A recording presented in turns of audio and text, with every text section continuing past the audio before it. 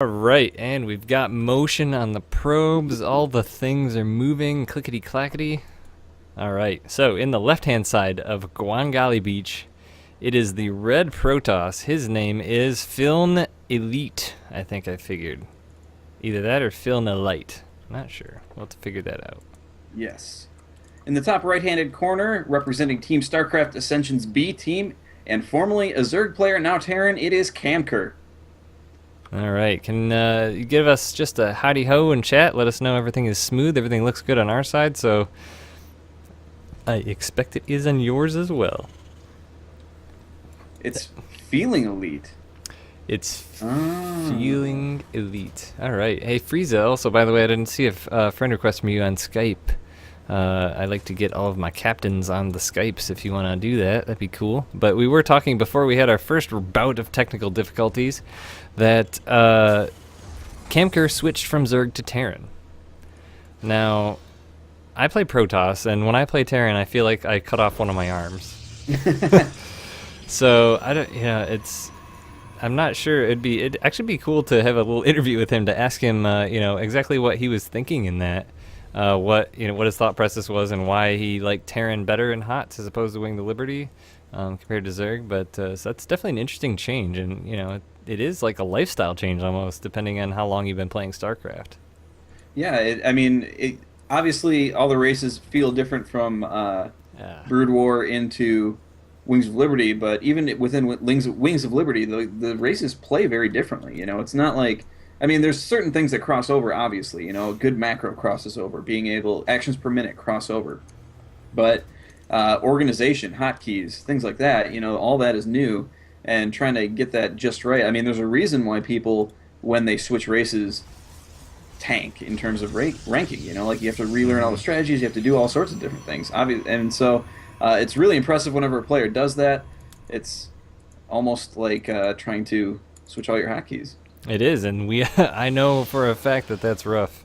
As we get into this match, it looks like Cybernetics Core coming down at a normal time for Feeling Elite. Feeling Elite.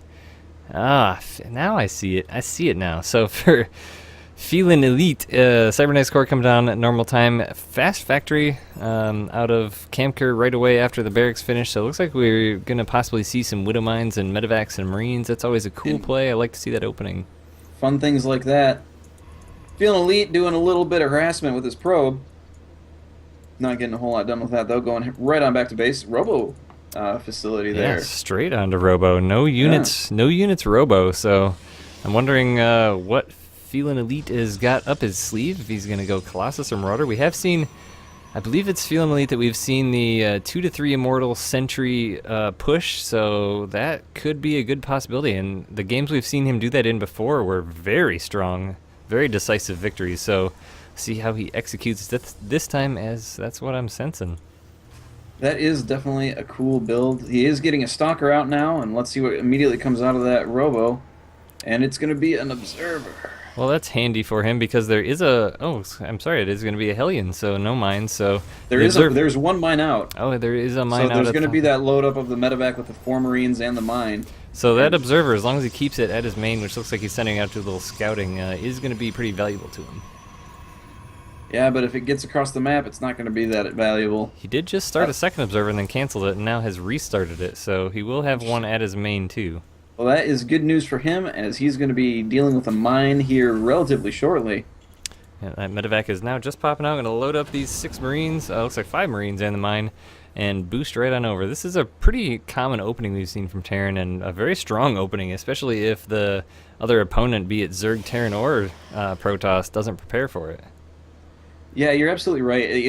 This can be a little bit of a gamble play if your opponent knows how to deal with it effectively, and with this Observer, that could be the route that Feeling Elite is going to take, is that be able to defend this well without losing a whole lot, but we're about to see what's going to happen there. He does have that Observer at the front of his base. He's going to need to move to the back pretty quick, or have a very quick reaction time on these probes. Get him out, Feeling! But there's also 2 Hellions at the front, but 2 Stalkers are there greeting them, saying hello. Oh, no. But he loses the Mothership Core and so many probes already. That was the worst possible outcome. Uncontested. And Feeling Elite is taking so much damage here. This is not going well for him. That was a great play by Kamker, though. He sent those two Hellions out front to distract Feeling Elite right as that drop came in, and it worked. He took the bait, hook, line, and sinker. As you could tell, he wasn't even looking. That's absolutely right, and that's definitely going to hurt. Feeling Elite really has to come back from behind, and Kamker is expanding behind this and just feeling really good. He's actually switched his, made a tech lab on a starport, switched it over to a factory, and is now producing tanks. Yeah, and he's, looks like Feeling Elite is putting down 2 bunkers also. Where are those at? Right at the front. So he's feeling that there's going to be a push from Feeling Elite. He did start producing Immortals. He's got 2 on the way across the map and warping in Stalkers and a Sentry at the front, so it is going to be that Immortal push. So we'll see what kind of oomph this has, but Kamker's going to see it coming. And Kamker able to pick off a few things, an observer with his medevac. He's going to run right back in there and try and do a little bit more damage with that drop while defending his main.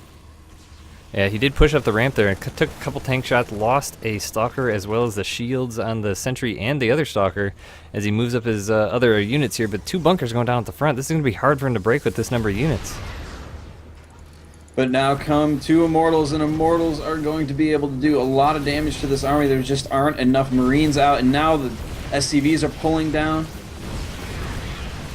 Watching Day 9 Daily today, I saw that Day 9 said that in the units that Immortals are strong against should list buildings, and it does not, because those Immortals take those buildings down so fast. Now targeting the tank, take us down 2 shots. SCVs can't repair fast enough.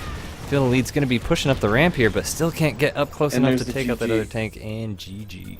Well, all that was going on there, that drop of Marines did go back into the base of Feeling Elite, rather, and was able to take out the remainder of the probes and was starting to work on the structural. So if that push hadn't worked, which it didn't, then that was definitely the GG, which we did see. So, Feeling Elite goes out, and yeah, that's right. And Kamker moves forward. This is a King of the Hill style of tournament. Therefore, if a player loses, then they're done.